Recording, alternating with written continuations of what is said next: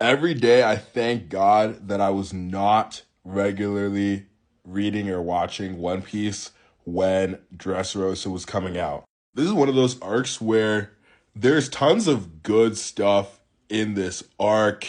Law's character, his backstory, Doflamingo, I think is still low key the best One Piece like main arc antagonist or one of the best. But I feel like people low key use like the good parts of this arc to act like the bad parts were not there. Like this is the most oversaturated, so much unnecessary nonsense arc, like low key, I think ever read. I think it's actually like one of the most bloated arcs I've ever watched slash read in all of anime. Like period. People will complain about Chimera Ant being like too bloated and too long. And like that arc has infinitely higher highs than this arc and is still somehow comparable in length. Chimera Ant was like 130 chapters. This is like 102 chapters. But yeah, honestly, like the actual characters of this arc is kind of like redone Alabasta, except I care less about the hometown characters. Like, I feel like Vivi and Cobra are just infinitely better than Rebecca and whatever her dad's name was, and more memorable.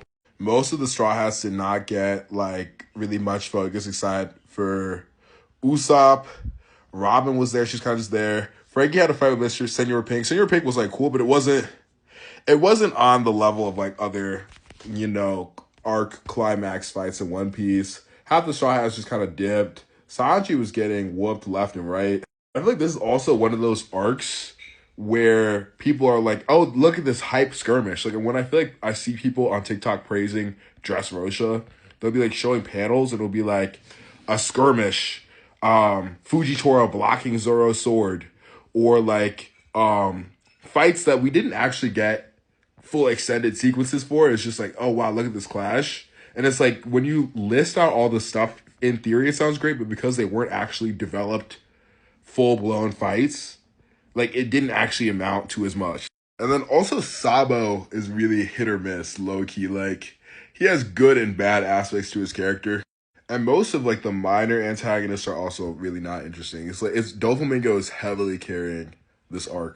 I low key feel like the early post time skip stretch from Fishman Island to Dressrosa is actually like the worst, like multi hundred chapter stretch in like the entire story. The amount of the pay up to setup ratio is insane, and I know like some of the setup is not getting cleared until even Wano, but even still, like it's just not it. Like good, but not worth the amount of chapters.